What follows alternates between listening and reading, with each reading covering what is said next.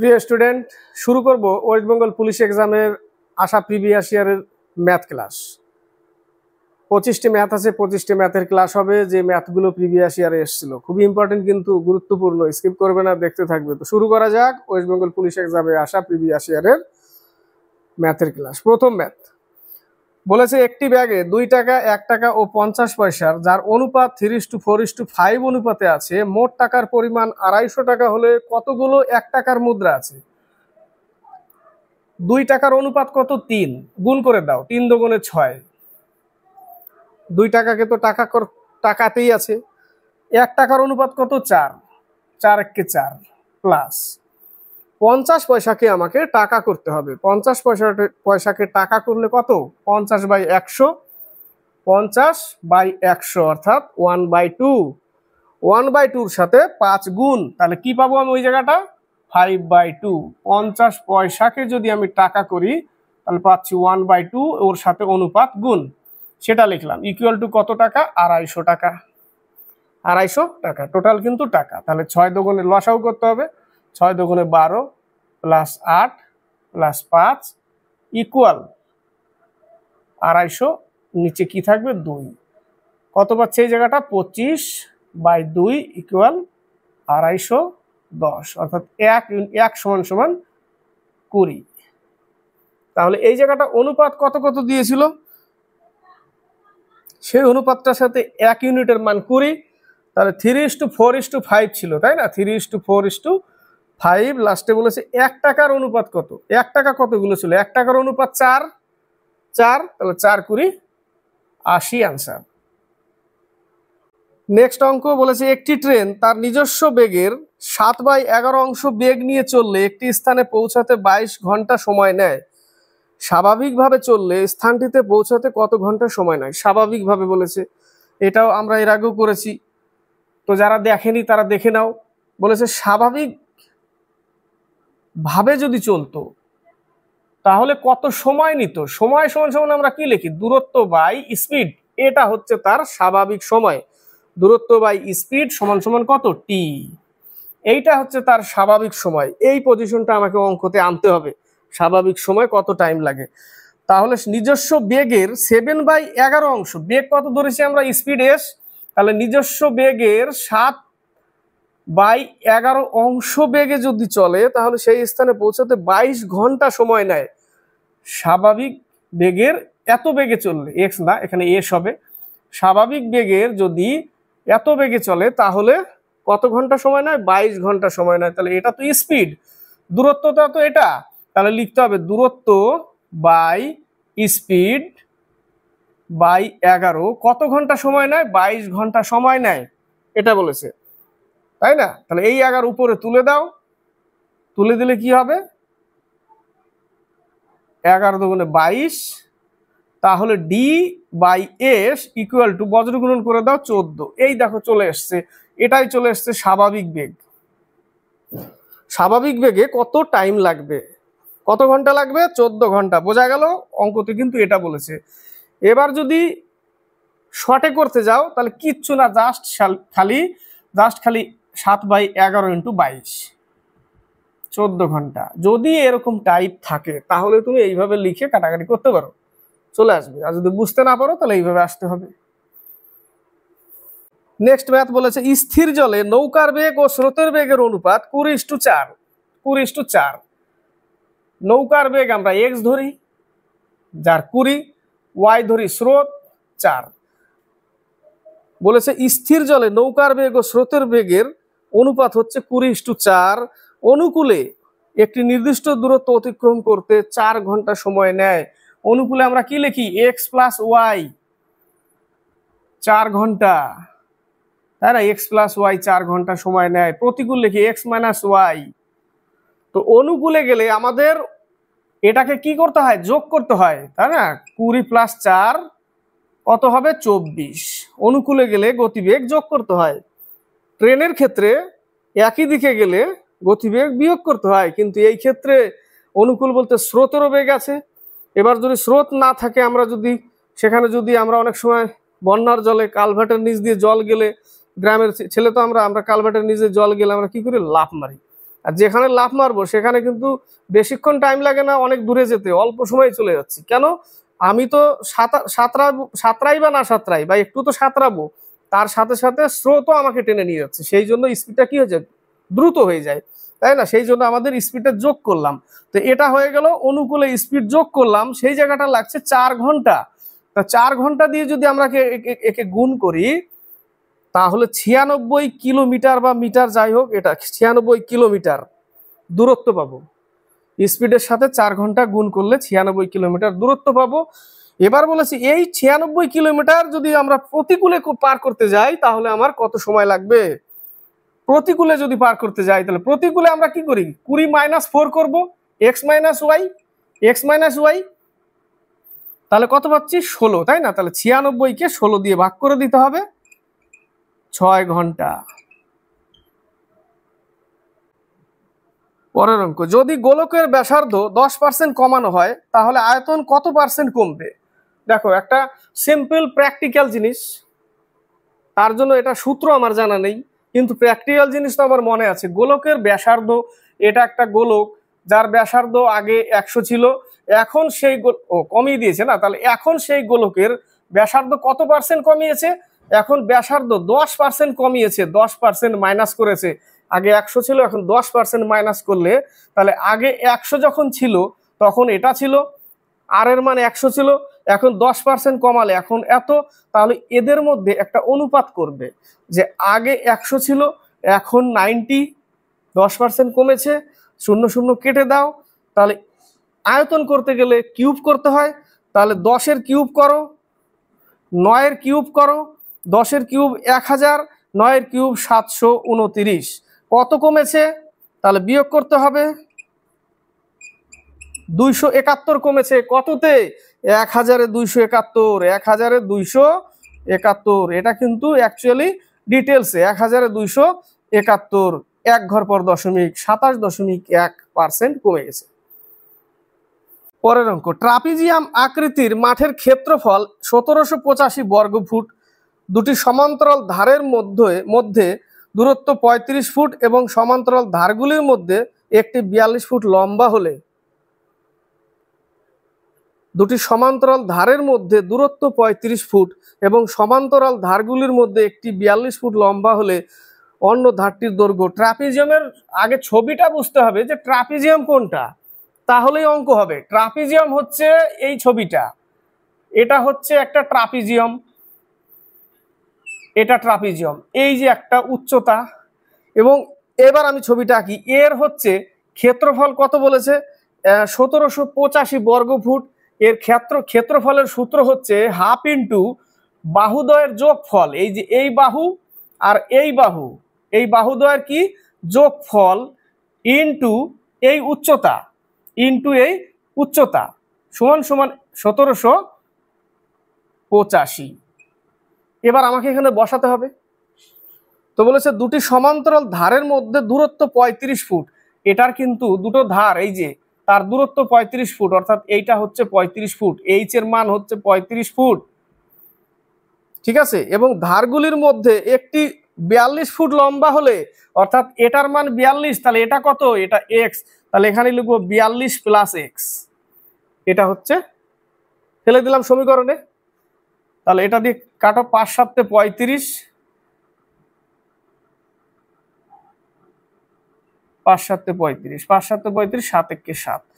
তাহলে এই 2 এর সাথে গুণ হয়ে যাবে 2, 5 2 10, 42 বিয়োগ করে দাও, এক্স এর মান 60। নেক্সট অঙ্ক, 5 জন পুরুষ একটি কাজ 12 দিনে করতে পারে।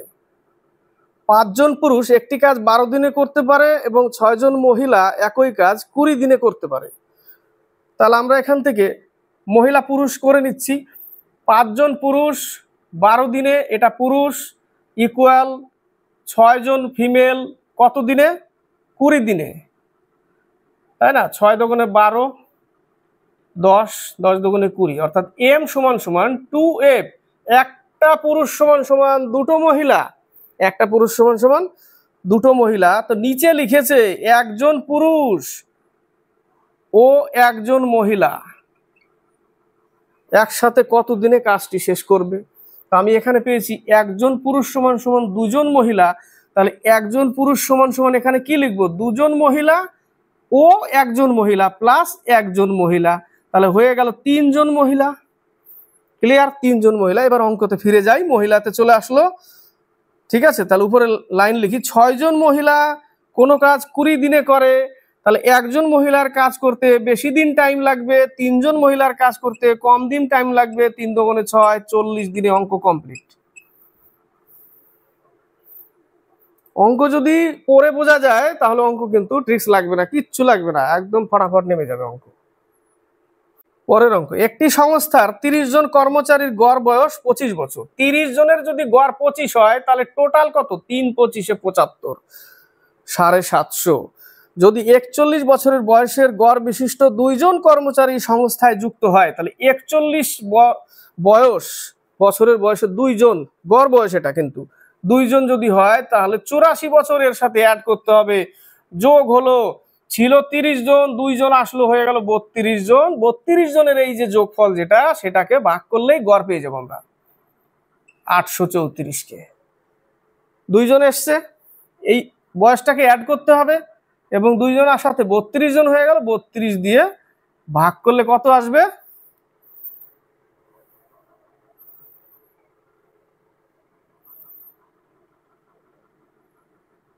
না 84 কেন হবে এই জায়গাটা, তাই তো 82 হবে, আমিও তো ভুলভাল লিখছি, 82 তাই না, 82, ওজন 82, অ্যাড করলে 832, এটাকে ভাগ করলে 26 হবে। ঠিক আছে, কত হবে, 26 গড়ে। নেক্সট ম্যাথ, দুটি সংখ্যা তৃতীয় সংখ্যা থেকে, কি বলেছে, তৃতীয় সংখ্যা থেকে, তৃতীয় সংখ্যায় 100, এই সংখ্যা থেকে 25%, এটা হচ্ছে ফার্স্ট 25% এবং 30% কম, 25% কম হলে এটা 75, আর সেকেন্ডটা 30% কম হলে এটা 70। 25% এবং 30% কম, তাহলে প্রথম ও দ্বিতীয় সংখ্যার অনুপাত কত, প্রথম আর দ্বিতীয় সংখ্যার অনুপাত, তাহলে একটা 75 একটা 70, 5 15 75, 5 14 70, 15:14 answer. Next math, Alok P থেকে কিউ এর দিকে যায় 6 কিমি পার আওয়ারে। পি থেকে কিউতে যাচ্ছে অলোক 6 কিলোমিটার পার আওয়ারে। রমন একই সময়ে পি থেকে কিউ এর দিকে যায় 9 কিমি পার আওয়ারে।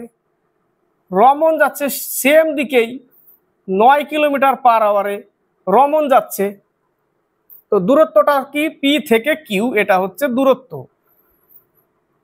এটা হচ্ছে দূরত্ব। রমন কিউতে পৌঁছায়, এই যে রমন কিউতে পৌঁছালো, এখানে পৌঁছালো, রমন পৌঁছালো এবং পি এর দিকে ফিরে আসতে শুরু করে, পৌঁছে পি এর দিকে ফিরে আসতে শুরু করে, এই যে পি এর দিকে ফিরে আসতে শুরু করে, সে অলোকের কাছে আর বিন্দুতে সাক্ষাৎ করে, অর্থাৎ অলোকও চলেছিল এখান থেকে, ধরো এখানে আর বিন্দুতে, এই জায়গাটা রমন, আর বিন্দুতে ছোট হাতের আর লিখি, রমন এইখানে দেখা করলো, এইখানে তখন অলোক, এই জায়গাটা অলোক চলে এসছে, ঘুরে এসে যখন এই জায়গাটা রমন, অলোক এত দূর এসছে। ঠিক আছে, অলোক এত দূর এসছে। যদি পি কিউ এর মধ্যে দূরত্ব 15 কিলোমিটার হয়, দূরত্ব যদি 15 কিলোমিটার হয়, তাহলে পি আর আর এর মধ্যে দূরত্ব কত, এই যে পি, এই যে পি আর এই যে আর, এর মধ্যে দূরত্ব কত, তার মানে এই এখান থেকে এইটুকু এ গেছে, এর দূরত্বটা পাবো ওইটুকু, তাই না, এর দূরত্বটা পাবো, কারণ এ এই পর্যন্ত গেছে, বোঝা গেল। তো রমন 9 কিলোমিটার বেগে গেছে, 15 কিলোমিটার যাওয়ার পর আরো ধরো এইটুকু এক্স কিলোমিটার আরো এসছে, তাহলে 15 প্লাস এক্স কিলোমিটার গেছে, 15 কিলোমিটার তো গেছেই রমন, ঘুরে এসছে, আবার ধরে নেই এক্স কিলোমিটার ঘুরে আসলো এই অবধি, তাই না, 9 কিলোমিটার পার আওয়ার। টাইম কিন্তু এই ক্ষেত্রে একই থাকবে, তাই না, একই টাইম থাকবে, তো ইকুয়াল দূরত্ব বাই স্পিড টাইম। আর এ কিন্তু শুধু 15 কিলোমিটার যায়নি, 15 থেকে যদি আমি এক্স কিলোমিটারটা বাদ দিই তাহলে বাকিটুকু গেছে এ, অলোক, বাই 6। বোঝাতে পারলাম, আশা করি বুঝতে পেরেছো। এইটুকুর ক্যালকুলেশন করতে হবে। 3 দুগুণে 6, 3 তিরিক্ষ 9, 15 দুগুণে 30 plus 2x equal to 3 15 45 minus 3x, এটা ওই পাশে গেলে বা এটাকে এই পাশে নিয়ে আসো, 5x ইকুয়াল টু 15, x সমান সমান 3। x কিলোমিটার বাদ দিতে হবে টোটাল থেকে, তাহলে এইটুকু পাবো আমি। x বাদ দিয়ে দিলাম, এই যে x বাদ দিয়ে দিলাম, টোটাল থেকে x বাদ দিলে কি পাবো, এখান থেকে এইটুকু পাবো। তার মানে x এর মান আমি 3 পেলাম। তো x এর মান 3, তাহলে এখান থেকে এইটুকু বের করতে গেলে 15 থেকে x বাদ দিতে হবে। তাহলে 15 থেকে যদি 3 বাদ দিয়ে দিই, তাহলে কত কিলোমিটার চলেছে এখান থেকে? 12 কিলোমিটার চলেছে। অলোক 12 কিলোমিটার গেছে, 3 কিলোমিটার রমন চলে এসেছিল উল্টা আরো 3 কিলোমিটার, মানে 15 কিলোমিটার প্লাস 3 কিলোমিটার, 18 কিলোমিটার চলে এসছে রমন। তারপরে দেখা হয়েছে ঘুরে এসে, বোঝা গেল উত্তর কত? 12 কিলোমিটার। নেক্সট ম্যাথ, একটি আয়ত ঘনাকার ঘরের দৈর্ঘ্য প্রস্থ উচ্চতা যথাক্রমে 80 মিটার, 70 মিটার, 80 মিটার। আয়ত ঘন এই ক্ষেত্রে এইগুলো অঙ্ক যদি ছবি ক্লিয়ার না থাকে তাহলে মুশকিল। আয়ত ঘনর 4 দেওয়ালের রং করতে কত খরচ পড়বে? 4 দেওয়ালের ক্ষেত্রফলের সূত্র হচ্ছে পরিসীমা ইন্টু উচ্চতা। এর পরিসীমা ইন্টু উচ্চতা, তাহলে দৈর্ঘ্য হচ্ছে 80 মিটার, প্রস্থ হচ্ছে 70 মিটার, উচ্চতা হচ্ছে 80 মিটার, এইভাবে দিয়েছে, তাই না? তাহলে 2 ইন্টু দৈর্ঘ্য প্লাস প্রস্থ ইন্টু উচ্চতা, তাই না? এটা হচ্ছে 4 দেওয়ালের ক্ষেত্রফলের সূত্র, 2 ইন্টু দৈর্ঘ্য প্লাস প্রস্থ ইন্টু উচ্চতা, অর্থাৎ পরিসীমা ইন্টু উচ্চতা। এইটুকু আমরা কি পাই? পরিসীমা এটা কি? উচ্চতা, পরিসীমা ইন্টু উচ্চতা, 4 দেওয়ালের ক্ষেত্রফল। তাহলে এই জায়গাটা পাচ্ছি কত? 150 আর 300 ইন্টু 80, 50 পয়সা করে যদি হয়ে যায় তাহলে টাকা করলে টাকা পেয়ে যাবো আমরা, তাই না? 5 8 40, সাথে 3 গুণ 12,000 টাকা। একটি চোঙের ভূমির ব্যাসার্ধ 12 সেন্টিমিটার এবং আয়তন 19,008 ঘনসেমি হলে উচ্চতা কত? আয়তন, চোঙের আয়তনের সূত্র পাই আর স্কোয়ার এইচ, পাই আর স্কোয়ার এইচ সমান সমান হচ্ছে 19,008। যেখানে ব্যাসার্ধ বলেছে 12, উচ্চতা বের করতে বলেছে, তাহলে 22/7 into 12 into 12 into H equal to 19,008, তাই না? 19,008, তাহলে 6 দুগুণে 12, 3 6 18, 19 100 থাকলো, 6 16 96, 6 8 48, কেটে গেল। 15 দুগুণে 30, 8 দুগুণে 16, 4 দুগুণে 8, কেটে গেল। কত দিয়ে কাটবে? 4 দিয়েও কেটে যাবে মনে হচ্ছে। 3 4 12, 38, 4 36, হ্যাঁ 3 4 12, এখানে কাটবে 15, এখানে কাটবে 3 4 12, থাকলো হচ্ছে 3 38, 4 36, 4 6 24, কেটে গেল। 3 দিয়ে কেটে যাবে, 3 13 39, 3 দুগুণে 6 132, 132 কেটে যাবে 22 দিয়ে, 11 11 11 দুগুণে 22, 11 দুগুণে 22, 6 দুগুণে 12, অনেক লম্বা চড়া কেটে দিলাম, একটু কাটাকাটি করে নাও ভালো করে। তাহলে এইচ সমান সমান আমরা পেলাম 42 সেন্টিমিটার। কত সেন্টিমিটার পেলাম? 42 পেলাম। যদি অসুবিধা হয় তাহলে নিজেরা একটু কেটে দেখো, এটাই আসবে 42 সেন্টিমিটার। নেক্সট ম্যাথ, এক ব্যক্তি 317 টাকায় একটি দ্রব্য বিক্রয় করলে যত পরিমাণ লাভ হয় 233 টাকায় সেই দ্রব্যটি বিক্রয় করলে সমপরিমাণ ক্ষতি হয়। এই টাইপের অঙ্ক কি করি? ক্রয় মূল্য কত, দুটো যোগ করে 2 দিয়ে ভাগ করলে ক্রয় মূল্য বের করব, তারপরে 20% লাভে বেচে দেবো, অঙ্ক কমপ্লিট হয়ে যাবে, তাই না? তাহলে 317 আর হচ্ছে 233, 550 টাকা, অর্থাৎ 275 টাকা, তাই না? 275 টাকা ক্রয় মূল্য, একে 2 দিয়ে ভাগ করেছি কিন্তু, কোনো বস্তুকে এত টাকায় বিক্রি করলে যে পরিমাণ লাভ হয় এবং এত টাকায় বিক্রি করলে ঠিক তত পরিমাণই ক্ষতি হয়, তাহলে ওই বস্তুর ক্রয় মূল্য কত? আমরা কি করি, দুটো যোগ করে 2 দিয়ে ভাগ করে দিই, ক্রয় মূল্য পেয়ে যাই। তো 2 দিয়ে ভাগ করে ক্রয় মূল্য পেয়ে গেলাম, একে 20% লাভে বিক্রি করতে হবে, আর কিচ্ছু না।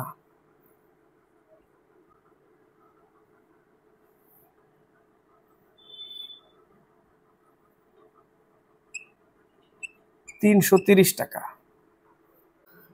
নেক্সট, PQR একটি কাজ 6 দিনে করে, গরমও পড়েছে খুব, ফ্যান চলছে তাও গরম, এসি লাগবে, এসি ছাড়া এখন সম্ভব না, ডিসিতে কাজ হবে না। এরা 6 দিনে কাজটি সম্পন্ন করে, এই সবাই মিলে। অঙ্ক তো কিছুই নেই, জাস্ট ঘাবড়ানোর জন্য দিয়ে দিয়েছে। বলেছে পি ও কিউ একত্রে একটি কাজ 12 দিনে করে, পি প্লাস কিউ 12 দিনে করে, এরা কিন্তু 6 দিনে করে। কিউ একা 18 দিনে করে, তাহলে পি ও আর একত্রে কাজটি করলে কত দিনে শেষ করতে পারবে? কার কথা বলেছে? পি ও আর, অর্থাৎ এই যে পি আর আর, তা আমি যদি A into B by A minus B এই ফর্মুলায় ফেলে দিই, তাহলে তো অঙ্ক কমপ্লিট। আমি টোটালটা থেকে কিউ এরটা বাদ দিয়ে দেবো।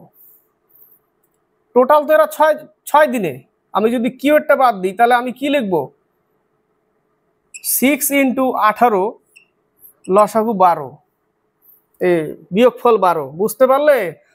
সবাই মিলে যদি 6 ঘন্টায় করে, 6 দিনে করে, আর কিউ যদি একা 18 করে, তাহলে টোটালটা থেকে যদি আমি এই 18 বাদ দিই, তাহলে কিউটাকে বাদ দিয়ে দিই, তাহলে পি আর আর পরে থাকবে। তো সেটাই তো চেয়েছে, পি আর আর পরে থাকবে। তো পি আর আর কত দিনে? তাহলে আমরা এই ফর্মুলায় অ্যাপ্লাই করতে পারি, A into B by A minus B. 6 into 18, আর এদের মধ্যে পার্থক্য 12, 6 দোগুণে 12, 9 দোগুণে 18, 9 দিনে শেষ করবে কে? পি আর প্লাস আর।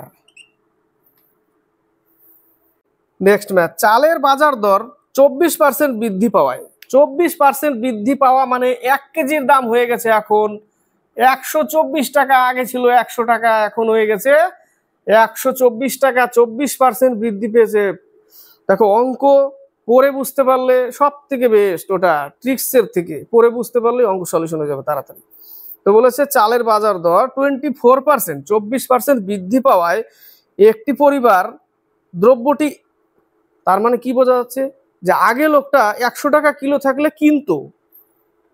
কিন্তু এখন চালের দাম 124 টাকা হয়ে গেছে, তাহলে লোকটা কি করবে? এখন ভাত কম খাবে, ভাত কম খাবে। কোনো এক সময়ে মানুষ এত আর্থিক অবস্থা খারাপ ছিল যে তখন ভাতের ফ্যান, মার যেটা বলি, মার অ্যাকচুয়ালি ফ্যান, সেটা কিন্তু তখন টেস্টি হতো। তখন কিন্তু আমরাও খেয়েছি, ভাতের ফ্যানও খেয়েছি। ওই সময় টেস্টির কারণে সর ওপর তোর উপরে, কিন্তু টেস্টি লাগতো, লবণ গুলিয়ে মুখ ফেলে নিতাম টেস্টির জন্য, যে এত স্বাদ লাগতো। এখনকার সম্ভব না, এখন খেলে ওটা অল্প দিনে হসপিটাল চলে যাবে। তো আগে 100 টাকা কেজি তখন কিন্তু এখন 124 টাকা হয়ে গেছে চালের দাম। কিন্তু লোকটা তো কি করবে এবার? বলেছে যে এমনভাবে ব্যবহার করে যাতে মাসে খরচ পূর্বের তুলনায় 8% বৃদ্ধি পায়। তার মানে সেই লোকটা এখন 100 টাকার জায়গায় 108 টাকা দিতে রাজি, পূর্বের তুলনায় 108 টাকা দিতে রাজি লোকটা, কিন্তু 24 টাকা দিতে পারবে না, 108 টাকা দিতে পারবে। তাহলে কি করবে? চাল কম কিনতে হবে, তাই না? চাল কম কিনতে হবে। তো বলেছে যদি পরিবারটি পূর্বের মাসে 31 কিলোগ্রাম চাল ব্যবহার করতেন, পূর্বের মাসে 31 কিলোগ্রাম চাল ব্যবহার করতেন, যদি 100 টাকা কেজি চাল থাকতো তাহলে 31 ইন্টু 100 হতো। কিন্তু লোকটা এখন কি করবে? 108 টাকাই দিতে পারবে কেজি প্রতি। তাহলে এর সাথে যদি 108 টাকা গুণ করি 31 কেজির সাথে, তাহলে এখন টোটাল টাকাটা ওর খরচা হচ্ছে এটা, তাই না? কিন্তু চালের দাম কত? 124 টাকা। একে কিন্তু পার্সেন্ট যদি আমি করি বাই 100 লিখবো, এবং 124 দিয়েও যদি ভাগ করি তার নিচেও তো 100 লিখতাম, ওই 100 কেটে যেত, সেই জন্য আমি লিখলাম না। এখন দাম 124 টাকা। তো 124 টাকা দিয়ে যদি আমি এখন টোটাল অ্যামাউন্টটাকে ভাগ করে দিই, তাহলে কিন্তু কত কেজি চাল চলে আসবে। ঠিক আছে, কত কেজি চাল কিনছে, কত দিয়ে কাটবে? 4 দিয়ে কাটবে, 4 দুগুণে 8, 4 সাথে 28। এখন সে 27 কেজি চাল কিনবে, 31 কেজি চাল আর কিনতে পারবে না, ভাত কম খেতে হবে। 31 কেজির জায়গায় 27 কেজি চাল এনেছে। ভাত কম খাও, এক মুঠ কম খাও, কোনো ব্যাপার না, সুস্থ থাকবে, ভালো থাকবে। এখন বেঁচে থাকার জন্য খেতে হবে, শুধু বেঁচে থাকার জন্য। হ্যাঁ, খাওয়ার জন্য বাঁচতে হবে না, বেঁচে থাকার জন্য, মানে আমি বাঁচতে চাই তার জন্য সেরকম খেতে হয়। এখন দেখো না খাওয়ার পরিমাণ কম, কিন্তু বাড়িতে কম খায় লোক। দোকানে দেখবে বাইরে, হ্যাঁ, মোমো চোমো সব একভাবে খাচ্ছে, বাড়িতে গিয়ে বাড়ির খাবারটা অল্প খায়, খেতেও চায় না, বাইরের খাবারই পেট ভরে। ওই জন্য এখন বেশি করে ওই ফ্যাটি লিভার, তারপরে নানা ধরনের সব ভিতরের সমস্যা, কোলেস্ট্রল বেড়ে যাওয়া, মোটা হয়ে গেছে, হার্টের সমস্যা, নানা রকম সমস্যা। কেন? বাইরের খাবার টেস্টি, জিভে জল চলে আসে খেলে, বাড়ির খাবার টেস্টি না। ওই জন্য বাড়ির খাবার ভুলে গিয়ে বাইরেই সব মোমো চোমো খেয়ে, মোগলাই চাউমিন খেয়ে, এগরোল খেয়ে, আর বিরিয়ানি, এটা তো এখন খুব, বিরিয়ানি প্যাকেটে অর্ডার দিয়ে দিল, বাড়ি চলে আসলো। আমরাও খাই, এমন না যে খাই না, কিন্তু খুব কম, রিয়ার, তাই না? আমাদের যে রানিং অবস্থা, রানিং ডিউটি লোকো পাইলটের, বাইরের খাবার খেলে আমরা বেশি দিন বাঁচবো না। ওই জন্য আমরা রানিং রুমেও আমরা নিজেরাই তেল মশলা যা নিজেরাই কিনে দিই, রেশন সব যতটুকু দরকার। ঠিক আছে, তো আমরা বাইরের খাবারকে খুব অ্যাভয়েড করি, বেশিরভাগই বাইরের খাবার খাই না। তো বাইরের খাবার না খেয়ে দেশে বাড়ির খাবার, যেটা বাড়ির তৈরি, সেটা কিন্তু বেস্ট। তো এই ক্ষেত্রে কি হলো, 31 কেজি চাল আগে কিনতো, এখন 27 কেজি চাল কিনবে। নেক্সট ম্যাথ বলেছে x-3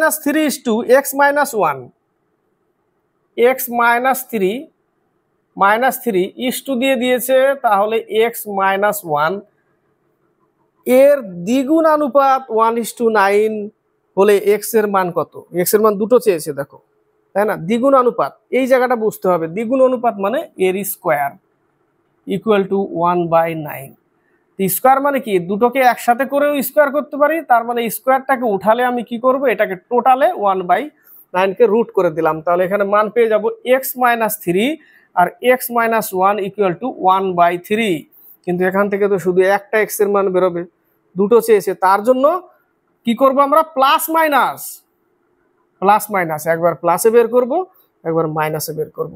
তাহলে আমরা আগে একটা প্লাসে বের করে নিচ্ছি, তাহলে 3 গুণ হবে, তাহলে 3x-9 ইকুয়াল টু x-1, তাই না?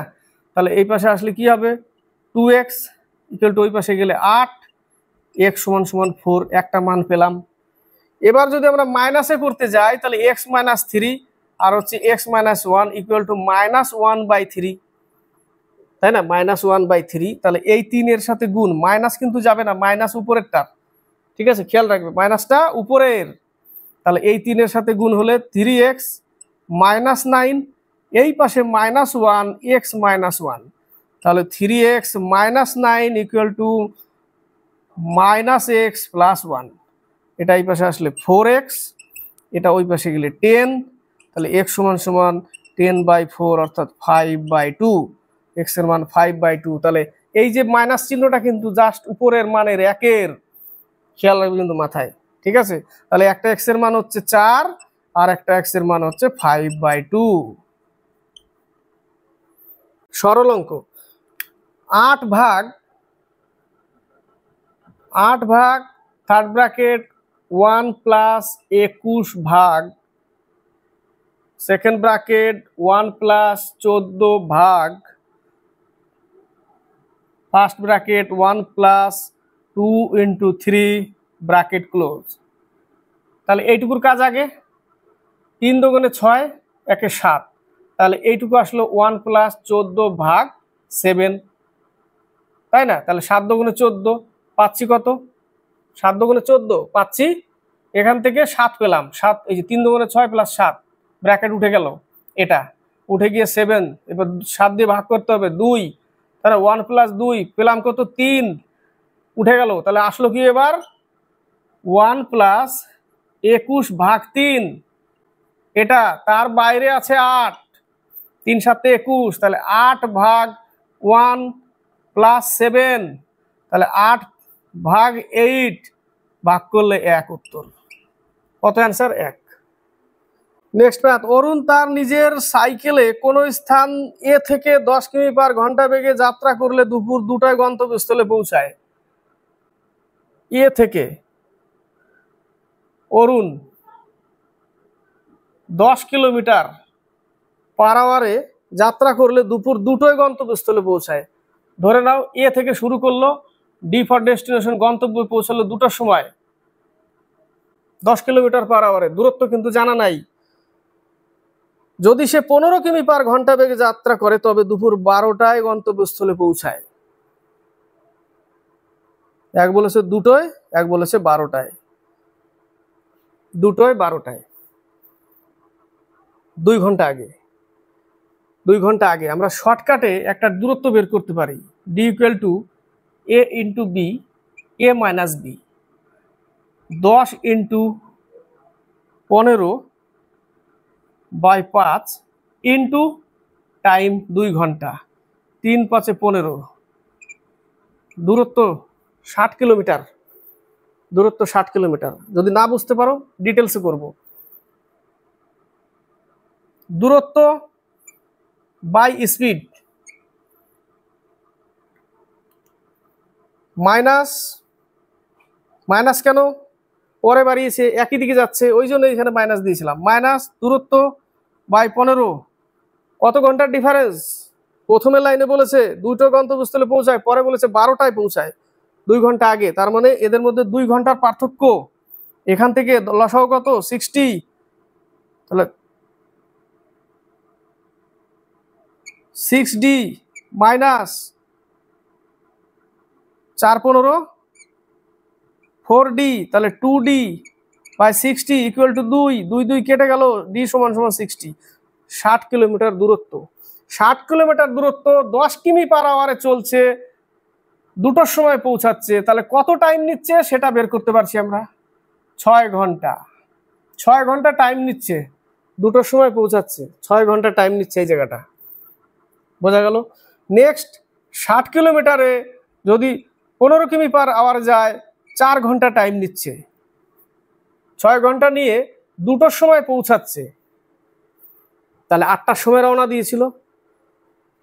আর 15 কিমি পার আওয়ারে রওনা দিলে 4 ঘন্টা সময় নিচ্ছে, 12টায় পৌঁছাচ্ছে, মানে 8টায়। স্পিড বাড়িয়ে দিয়েছে, পৌঁছানোর টাইম কিন্তু, এই ছাড়ার টাইম কিন্তু 8টায়। এখানে স্পিড বাড়িয়ে দিয়েছে, 4 ঘন্টা টাইম লাগছে।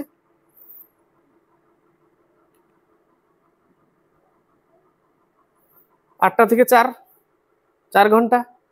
এখানে 8টা থেকে 6 ঘন্টা নিবে, 10 কিমি পার আওয়ারে গেলে 6 ঘন্টা টাইম, 15 কিমি পার আওয়ার গেলে 4 ঘন্টা টাইম। তো দুপুর 1টায় গন্তব্যস্থলে পৌঁছাতে হলে তার গতিবেগ কত হবে? তো এখানে যখন 2টোয় পৌঁছাতো তখন 6 ঘন্টা নিত টাইম।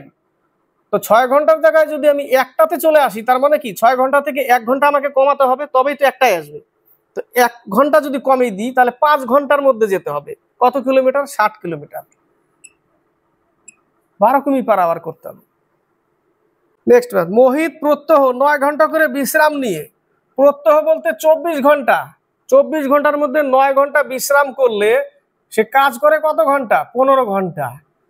9 ঘন্টা বিশ্রাম করছে, রেস্ট, 9 ঘন্টা রেস্ট 24 ঘন্টার মধ্যে, 15 ঘন্টা কাজ করছে বিশ্রাম নিয়ে, 40 দিনে হেঁটে গন্তব্যে পৌঁছায়। 40 দিন, প্রত্যহ 15 ঘন্টা করে 40 দিন, অর্থাৎ 600 ইউনিট হাঁটছে। ইউনিট ধরতে হবে এই জায়গাটা, 600 ইউনিট হাঁটছে। যদি সে দ্বিগুণ রাস্তা, এই যে এর দ্বিগুণ রাস্তা, অর্থাৎ 1200 রাস্তা, 1200 ইউনিট রাস্তা, দ্বিগুণ বিশ্রাম নিয়ে, যেখানে আগে 9 ঘন্টা বিশ্রাম নিত এখন 18 ঘন্টা বিশ্রাম 24 ঘন্টার মধ্যে, তাহলে কাজ করবে কয় ঘন্টা? 6 ঘন্টা। 6 দিয়ে ভাগ করতে হবে, এটা দূরত্ব 6 ঘন্টা। এবং দ্বিগুণ বেগে যাত্রা করলে, আগে 1 গুণ বেগে যেত, এখন দ্বিগুণ বেগে গেলে কত দিন লাগবে? তাহলে কত দিন লাগবে? 6 দুগুণে 12, 100 দিন। বোঝাতে পারলাম? এটা হচ্ছে উত্তর, 100 দিন। নেক্সট ম্যাথ বলেছে, এক ব্যক্তি 5% সুদের হারে 1000 টাকা জমা রাখলেন। কত টাকা? 1000 টাকা। কত পার্সেন্ট? 5% জমা রাখলেন। যদি প্রত্যেক 10 বছর পরে সুদ আসলের সাথে যুক্ত হয়ে যায়, তাহলে এই 1000 টাকা 10 বছরই খাটবে, এবং এর থেকে যে একটা সুদ পাবো, সুদ কত পাবো? 500 টাকা। এই 500 টাকা যদি প্রত্যেক 10 বছর পরে এই সুদটা আসলের সাথে অ্যাড হয়ে যায়, আসল কত ছিল? 1000 আর 500 হয়ে গেল 1500 টাকা। যদি যুক্ত হয়ে যায়, তবে কত বছরে সুদে আসলে 2000 টাকা হবে? বোঝাতে পারলাম?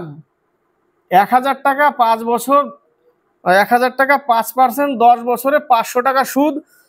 এই সুদটা আসলের সাথে অ্যাড করতে বলেছে, আসলের সাথে অ্যাড করলে হয়ে যাচ্ছে 1500 টাকা। এই 1500 টাকা যুক্ত হওয়ার পরে বলেছে আরো কত বছর পর, পরের লাইনে বলেছে যুক্ত হয়ে যায়, তবে কত বছরে সুদে আসলে আবার 2000 টাকা হবে। তাহলে এর সাথে সুদে আসলে 2000 টাকা যদি হয়, তাহলে এটা এখন আসল টাকা, এটা এখন আসল ধরতে পারো। সুদে আসলে কত বছর, সেই 5%, টি বছর বাই 100, 2000 টাকা যদি হয় 500 টাকা হবে সুদ, তাই না? এটাকে এখন আসল ধরে নিতে পারো, 500 টাকা সুদ। 0 0 কেটে দিলাম, 3 5 15 এত, অর্থাৎ 100/3, ও 3 ইন্টু 5, 5 আছে, 5 20 100, তাহলে 3 দিয়ে 20 কে ভাগ, 3 16, 3 6 18, এত, এত বছর আরো, অর্থাৎ আগে 10 বছর ছিল, আরো এত বছর, তাহলে 16/2/3 বছর, তবে এই টাকাটা হবে 2000 টাকা, তবে ওই টাকাটা 2000 টাকা হবে। 16/2/3 বছর। বোঝাতে পারলাম? একটি সংখ্যাকে 16/2/3% বাড়ানো হলে, একটা সংখ্যাকে 16/2/3% বাড়ানো হলে পরে 15% কমিয়ে, কোন সংখ্যাটা, ওই সংখ্যা থেকেই 15% কমিয়েছে, এই টাইপের ভাষা। দেখো বলেছে একটি সংখ্যাকে 16/2/3% বাড়ানো হলে পরে 15% কমিয়ে পাওয়া গেল 238। এটার কোনো খেলাই দরকারই পড়বে না এই জায়গাটা। পরে আমি ধরে নিলাম যে 15% কমালো, 100 ছিল, পরে 15% কমেছে। এটা তো বলেছে প্রথমে বাড়িয়েছে, পরে বলেছে ওই সংখ্যার যদি 15% কমাই, অর্থাৎ 100 ছিল, যদি আমি 85/100 করি, তাহলে আমি মান পাচ্ছি 238। তাহলে এখান থেকে 1 ইউনিটের মান পেয়ে যাব। তাহলে 5 17 85, 5 20 এত, এটা 17 কে 17, 4 17 68, তাহলে 1 ইউনিটের মান হচ্ছে 240। অ্যাকচুয়ালি সংখ্যাটা ছিল 240। কত ছিল? 240। এটাকেই প্রথমে বাড়াতে বলেছে, পরে 15% কমিয়েছে, তাতে পেয়েছে এত। তাহলে অ্যাকচুয়াল সংখ্যাটা ছিল 240। তাহলে এর 37, এর কত পার্সেন্ট বলেছে?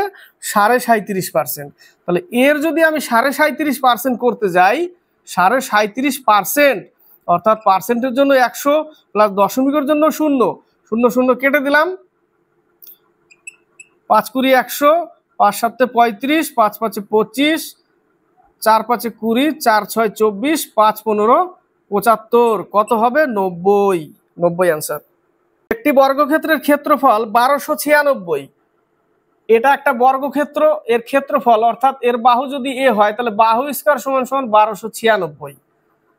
এবং একটি বৃত্তের ব্যাসার্ধ, বর্গ এত সেমি, এবং একটি বৃত্তের ব্যাসার্ধ বর্গক্ষেত্রের বাহুর 7/6 অংশ। তাহলে বর্গক্ষেত্রের বাহুর 7/6 অংশ, অর্থাৎ বাহু এ, তার 7/6 অংশ হচ্ছে একটি বৃত্তের ব্যাসার্ধ, বর্গক্ষেত্রের বাহুর এত অংশ, তবে বর্গক্ষেত্রের পরিসীমা ও বৃত্তের পরিধির অনুপাত কত? বর্গক্ষেত্রের বাহুর 7/6 অংশ হচ্ছে বৃত্তের ব্যাসার্ধ, আর এই একটা বৃত্ত, এর আর এর মান এটা, আর এর ক্ষেত্রফল দিয়েছে এত। তাহলে এটা কত? 1296 কার হবে? 1024 36-এর, তাই না? 36-এর, 1024 32-এর, তারপরে চলে যাব 36-এর। তাহলে এই এ সমান সমান পাচ্ছি, রুট ওভার করলে আমরা এর মান পাবো 36, অর্থাৎ বর্গের বাহু হচ্ছে 36, তার 7/6 অংশ হচ্ছে আর। তাহলে এর মান এখানে পুট করে দিই, অর্থাৎ আর এর মান হচ্ছে 42, আর এর মান 42। তাহলে এই ক্ষেত্রে বর্গের পরিসীমা 4 ইন্টু বাহু 36 আর 2 ইন্টু পাই, 2 পাই আর, বৃত্তের পরিসীমা বর্গের পরিসীমা, তাই না? তাহলে 6 7 42,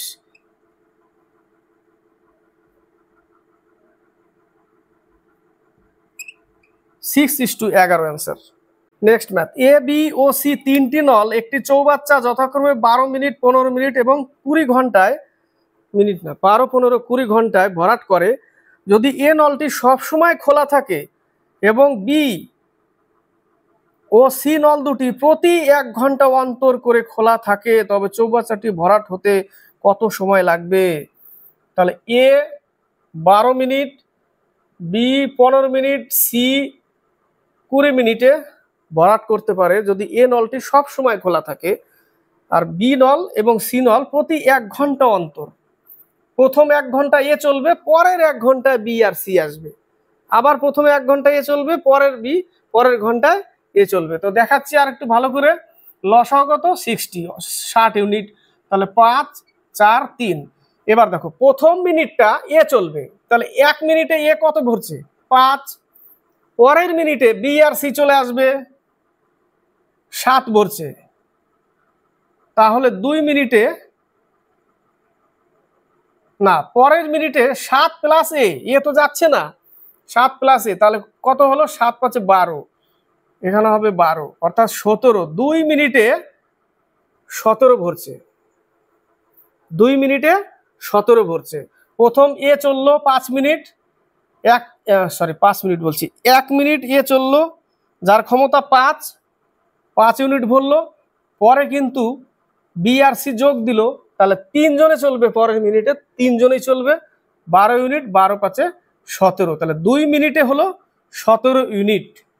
তাহলে 2 মিনিটে যদি 17 ইউনিট হয়, এরকমই রোটেশন চলতে থাকবে, তাই না? এরকমই চলতে থাকবে, আবার 2 মিনিটে 17, আবার 2 মিনিটে 17। তাহলে দেখো 6 মিনিটে হয়ে যাচ্ছে 51। 6 মিনিটে 51, এটা কিন্তু একটা সিস্টেম, মানে সব থেকে মানে প্র্যাকটিক্যাল জিনিস। 6 মিনিটে 51, তাহলে 60 থেকে যদি বাদ দিই 51, তাহলে আর 9 ইউনিট কাজ বাকি থাকছে, 9 ইউনিট বাকি থাকছে। এই বাকি 9 ইউনিট কে করবে? সি এর প্রয়োজন হবে না, এই এর ক্ষমতা 5, বির ক্ষমতা 4, টোটাল 9 ক্ষমতা, 9 কাজ। তাহলে আর 1 মিনিট চলবে, শেষে সি এর কোনো দরকার পড়বে না। তাহলে 6 মিনিট আর 1 মিনিটে ভরে দিবে 9 ইউনিট। তাহলে 6 প্লাস 1 সমান 7 মিনিট। বোঝাতে পারলাম? নেক্সট অঙ্ক বলেছে, কোনো একটি দ্রব্যের ধার্য মূল্যের 15%, কোনো একটি দ্রব্যের ধার্য মূল্যের 15%, এটির ক্রয় মূল্য 25%-এর সমান। ধার্য মূল্য এক্স ধরলাম, তার 15% লিখলে নিচে লিখতে পারো, এবং ক্রয় মূল্যের 25%-এর সমান। ক্রয় মূল্যকে ওয়াই ধরো, ক্রয় মূল্যের 25%-এর সমান। কেটে যাবে 3 5 15, 5 5 25। তাহলে এক্স সমান হচ্ছে 5 আর ওয়াই সমান 3। এক্স কে কি ধরেছিলাম? ধার্য মূল্য। ওয়াই কে ক্রয় মূল্য। যদি দ্রব্যটির বিক্রয়ের উপর 25% ছাড় দেওয়া হয়, এটা বিক্রয় করেছে, এটাকে ধার্য মূল্য ধরেছি, এর উপরে যদি 25% ছাড় দেওয়া হয়, 5 টাকাকে কি ধরেছি? ধার্য মূল্য। এর উপরে যদি 25% ছাড় দেওয়া হয়, তাহলে সেটা বিক্রি হবে কত?